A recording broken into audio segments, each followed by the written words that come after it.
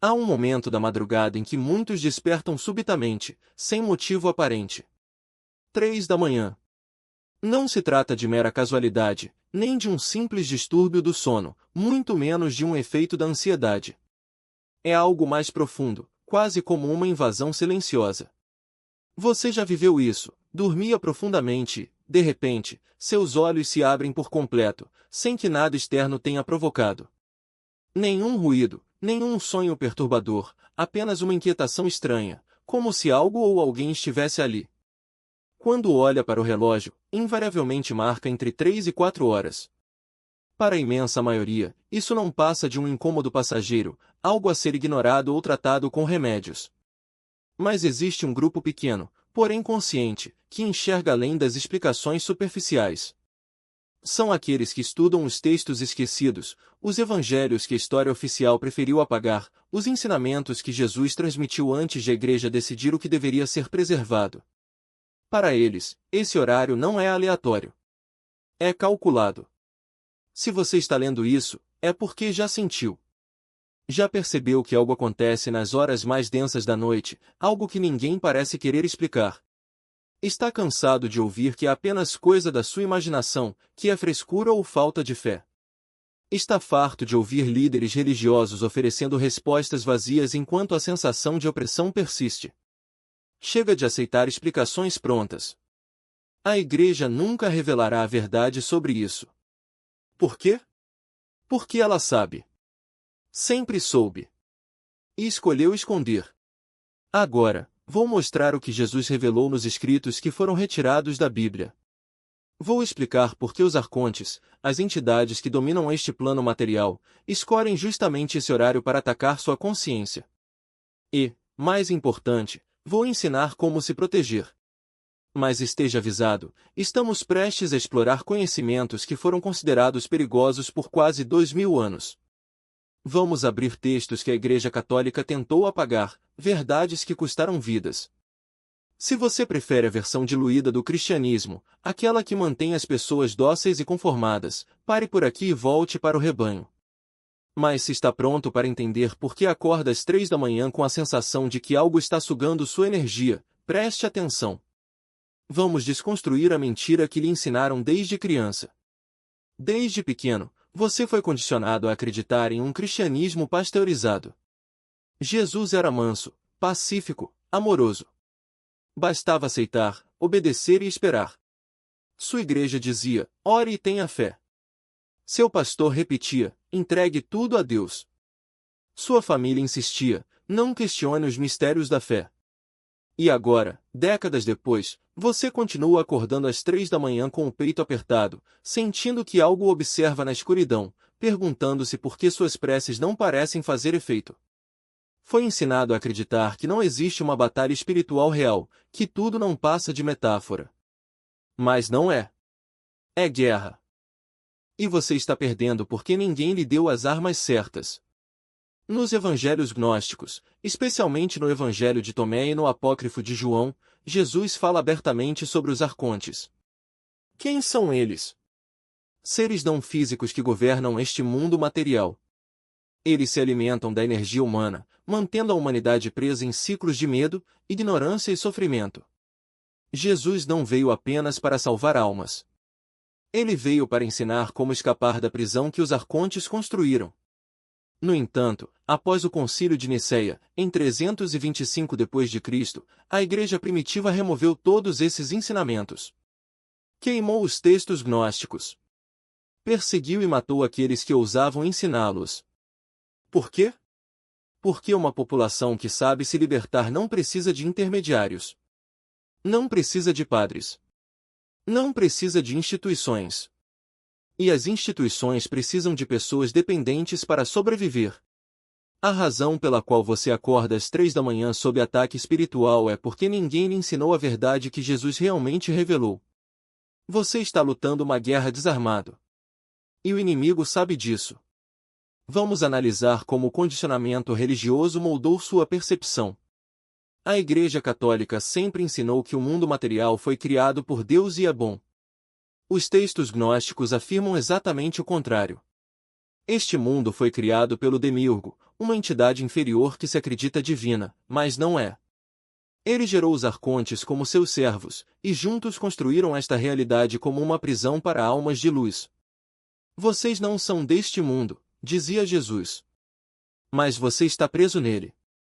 A sociedade, a ciência e até a religião convencional lhe ensinaram que você é apenas um corpo, que a consciência é um produto do cérebro. Os ensinamentos gnósticos de Jesus afirmam que você é uma centelha divina aprisionada em carne, que seu corpo é temporário e sua verdadeira natureza é pura consciência. Sua religião falou em céu e inferno, em recompensas e castigos. Jesus, nos textos gnósticos, ensina que o verdadeiro inferno é a ignorância, não saber quem você é, esquecer sua origem divina. Aqui está o que nunca lhe contaram. Os arcontes se alimentam de emoções de baixa vibração, medo, culpa, vergonha, raiva descontrolada. Quando você experimenta essas emoções, especialmente em estados alterados de consciência, como o sono, torna-se uma presa fácil. E 3 da manhã é o horário de menor resistência humana. Por quê? Porque é o oposto exato das 3 da tarde, momento em que, segundo a tradição cristã, Jesus morreu na cruz. 3 da tarde é o horário de máxima luz espiritual. 3 da manhã é o horário de máxima escuridão. No apócrifo de João, Jesus explica que os arcontes operam por inversão. Eles pegam o sagrado e o distorcem. Transformam luz em sombra. 3 da manhã é a hora do logo, o momento em que o véu entre o mundo material e o espiritual está mais tênue. É quando você está mais vulnerável. Seu corpo está em sono profundo, sua mente consciente desligada, suas defesas psíquicas baixas. É o momento perfeito para drenar sua energia, plantar pensamentos de medo e fazer você acordar exausto, mesmo após horas de sono. E a igreja? Ela só oferece mais orações. Como se repetir palavras decoradas fosse suficiente. Jesus não ensinou uma fé passiva. Ele ensinou a gnose, o conhecimento direto, o despertar consciente. Mostrou como reconhecer o inimigo, nomear as forças e usar a autoridade da centelha divina dentro de você. Mas isso foi apagado. Por que um cristão que sabe acessar seu poder interior não precisa de um padre para interceder? Então, como se defender de verdade? Como parar de ser atacado às 3 da manhã? A resposta está no que chamo de protocolo de vigilância agnóstica. Não se trata de uma oração repetitiva ou de um ritual vazio. É um conjunto de ações concretas para fortalecer suas defesas psíquicas e espirituais. O primeiro passo é o reconhecimento da realidade antes de dormir. Antes de fechar os olhos, você precisa fazer uma declaração consciente. Sente-se na beira da cama, respire fundo 3 vezes e diga em voz alta: eu sou uma centelha do pleroma. Eu não pertenço a este mundo ilusório. Os arcontes não têm jurisdição sobre minha consciência. Sou vigilante. Isso não é delírio. É a reafirmação de uma verdade esquecida. Nos textos gnósticos, Jesus deixa claro: os arcontes só dominam aqueles que ignoram sua origem divina. Quando você declara sua filiação ao Autogênes, está erguendo um muro de luz. Você está dizendo, com clareza absoluta: eu sei de onde venho, e vocês não podem me alcançar através da ignorância. O segundo passo é a proteção do espaço físico, mas não com símbolos vazios ou objetos comprados em lojas esotéricas. Você usa elementos vivos, carregados de intenção. Sal grosso nos 4 cantos do quarto, porque o sal é purificação e barreira contra energias densas. Uma vela branca acesa por 7 minutos antes de dormir, representando a chama da gnose. Enquanto a vela queima, você visualiza seu quarto envolto em uma cúpula de luz dourada, impenetrável. Só você possui a chave. Isso não é superstição. É tecnologia espiritual. Jesus ensinava visualizações conscientes, porque sabia que a imaginação focada é uma ferramenta de criação. Quando você constrói essa imagem com intenção clara, está literalmente erguendo uma estrutura energética. O terceiro passo é o diário de vigilância. Se acordar às 3 da manhã, e você acordará, pelo menos nas primeiras semanas, não entre em pânico. Não pegue o celular. Não tente voltar a dormir imediatamente. Pegue um caderno ao lado da cama e escreva. Anote o horário exato, a emoção ou sensação que sentiu, e reconheça: isso é um padrão arcontico. Eu não aceito. Esse simples ato de nomear quebra o circuito. Os arcontes operam na inconsciência. Quando você se torna consciente do ataque e o documenta, está arrancando o poder deles. É como acender a luz em um quarto escuro onde alguém se escondia. No instante em que a claridade surge, eles desaparecem. O quarto passo é a respiração da restauração, uma técnica gnóstica. Após escrever no diário, pratique a respiração que Jesus ensinou aos discípulos íntimos. Inspire contando até 4, segure por 4, expire contando até 4, segure o vazio por 4. Repita 12 vezes. 12. Porque Jesus tinha 12 discípulos. Porque existem 12 arcontes principais. Você está usando a numerologia sagrada para restaurar seu campo energético. Durante a respiração, visualize cada expiração removendo uma camada de energia densa, como fumaça negra sendo expelida. A cada inspiração, sinta a luz do pleroma preenchendo seu peito, fortalecendo seu núcleo. Isso não é placebo. É alquimia. Você está transmutando energia através da consciência. Agora, algo que ninguém te conta: quando você começa a se defender dos arcontes, as coisas pioram antes de melhorar. Eles não aceitam perder o controle. À medida que você desperta espiritualmente, os ataques se intensificam. Haverá noites em que o medo será quase físico, como se uma presença estivesse no quarto com você. Sonhos perturbadores, pesadelos de perseguição, afogamento, asfixia. Acordar com paralisia do sono, incapaz de se mover, vendo sombras, sentindo um peso no peito. Isso é real. Não está na sua cabeça. E você precisará fazer o luto da versão de si mesmo que acreditava que o mundo espiritual era seguro e harmonioso. Precisará aceitar que existe uma guerra em curso. E que você está no meio dela. A maioria desiste nesse ponto. Volta para igrejas, para orações vazias, para a ilusão de segurança. Você não fará isso. Porque Jesus, no Evangelho de Tomé, é claro: quem busca deve continuar buscando até encontrar. Quando encontrar, ficará perturbado. Quando ficar perturbado, se maravilhará. Você está na fase da perturbação. É necessária. É o fogo que queima a ignorância. Nos textos gnósticos, Jesus fala da noite escura da alma, não como uma metáfora moderna, mas como um ensinamento antigo. É o período em que você está desperto demais para voltar ao sono espiritual, mas ainda não forte o suficiente para vencer por completo. Você está no limbo. E dói. Mas aqui está o segredo: os arcontes só podem atacá-lo através do medo. Se você remover o medo, eles perdem a porta de entrada. Como remover o medo? Encarando-o diretamente. Quando acordar às 3 da manhã e sentir a presença, em vez de se esconder debaixo das cobertas, sente-se. Abra os olhos e diga em voz alta: eu te vejo. Eu te reconheço. Mas você não tem poder sobre mim. Sou filho do Autogênios. Você é apenas um servo do Demiurgo, e o Demiurgo é inferior à minha verdadeira fonte. Isso parecerá loucura. Sua mente racional gritará que você está falando sozinho. Mas você não está falando com a mente racional. Está falando com entidades que operam em frequências além do físico. E elas respondem à autoridade espiritual. Quando você declara sua verdadeira identidade de centelha divina, elas recuam. Não instantaneamente. Não de forma mágica. Mas gradualmente, a intensidade diminui. O medo perde força.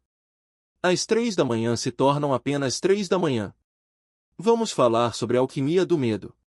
Existe um ensinamento gnóstico que a igreja jamais revelaria: você pode transformar o ataque em poder. Nos textos de Nag Hammadi, especificamente no Tratado sobre a Ressurreição, Jesus ensina que o sofrimento não deve ser apenas suportado. Deve ser transmutado.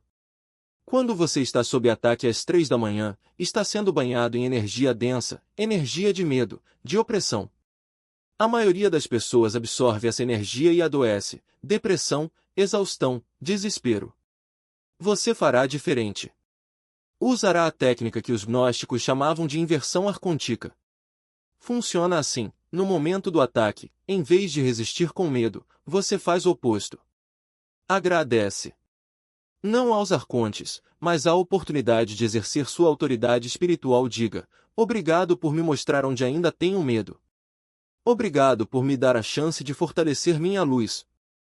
Cada ataque me torna mais consciente. Isso não é pensamento positivo. É alquimia real. Você está pegando a intenção deles, que é enfraquecê-lo, e invertendo-a em fortalecimento. Carl Jung, que estudou profundamente os textos gnósticos, chamava isso de integração da sombra. Você não nega o escuro. Não finge que ele não existe.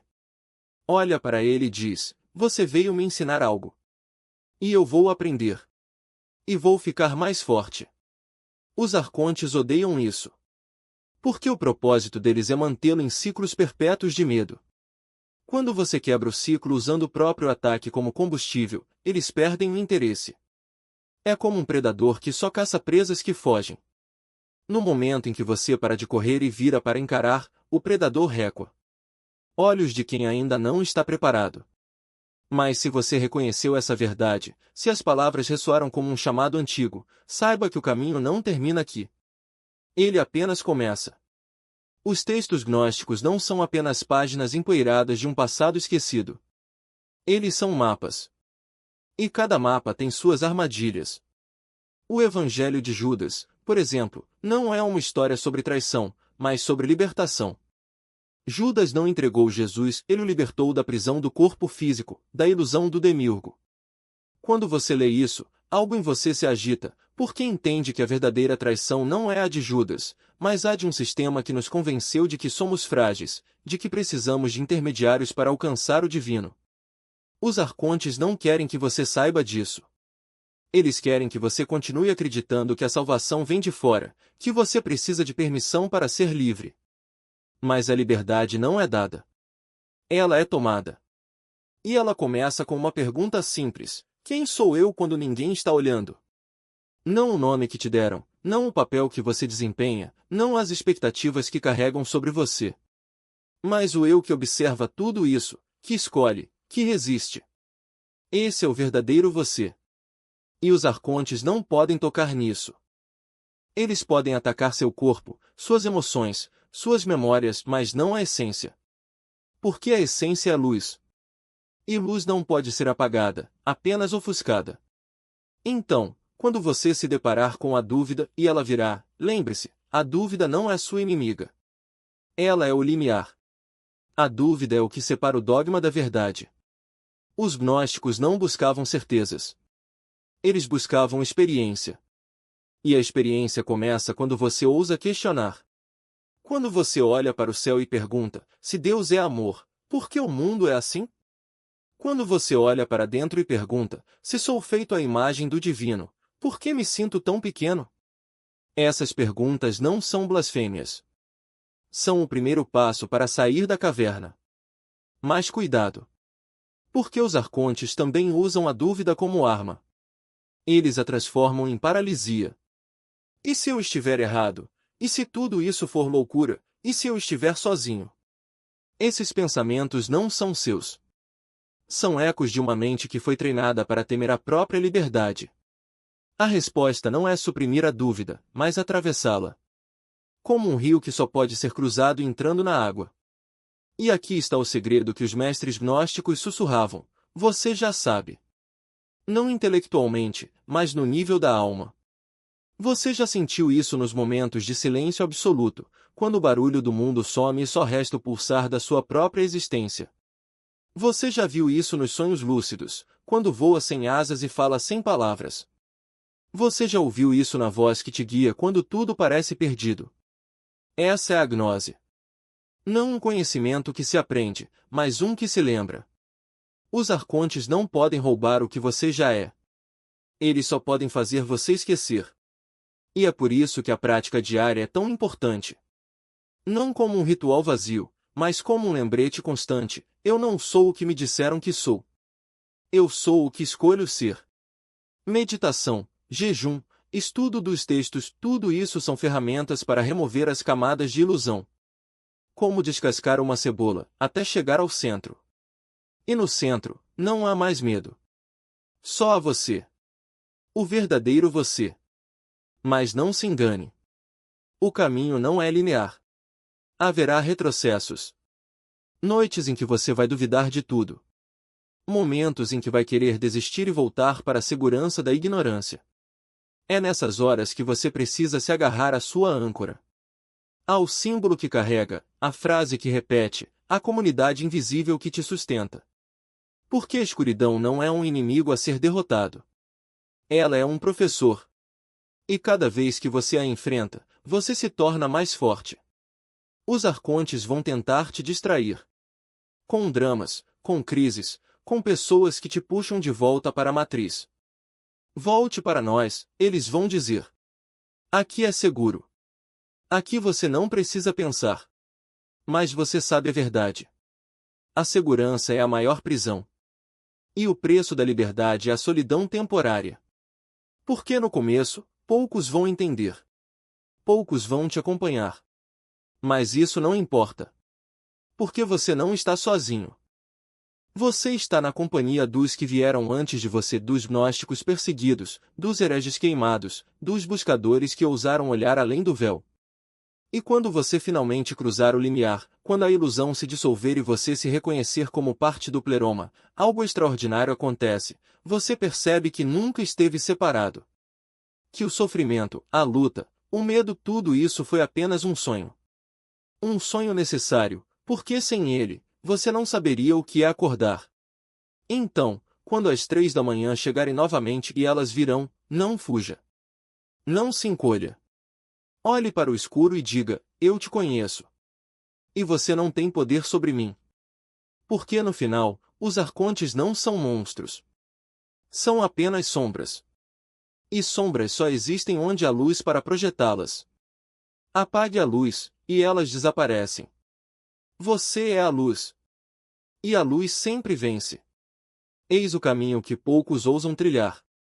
Aquelas portas não estão ali por acaso, elas se abrem para quem já entendeu que o conhecimento não se entrega de graça, mas se conquista. Atrás delas, não há apenas textos antigos ou fórmulas esquecidas, há o mapa de uma batalha que você já está travando, só não sabia. Os evangelhos apócrifos não são meros documentos históricos. São armas. Cada linha, cada parábola, cada contradição deliberada é um espelho que reflete não o que os outros querem que você veja, mas o que você precisa enxergar para não ser enganado. E as técnicas? Elas não são rituais vazios. São protocolos de sobrevivência, testados por aqueles que, como você, um dia acordaram no meio da noite com a certeza de que algo estava errado e decidiram fazer algo a respeito. Mas aqui está a verdade incômoda, a maioria não clica. A maioria prefere o conforto da meia-verdade, o alívio temporário de uma explicação simples, a ilusão de que basta ter fé para que tudo se resolva. E é exatamente por isso que funciona. Porque o sistema não foi feito para os que se contentam com migalhas. Ele foi construído para os que sabem que, se algo está escondido, é porque alguém não quer que você o encontre. Você não é a maioria. Você é o que fica depois que todos vão embora. O que lê as letras miúdas, o que questiona o óbvio, o que sente o peso da chave na mão e sabe que ela só abre uma porta, a sua. Então, quando estiver diante daquele botão, lembre-se, não é sobre entrar em um grupo. É sobre escolher, mais uma vez, não ser enganado. A porta está ali. E ela só se abre para dentro.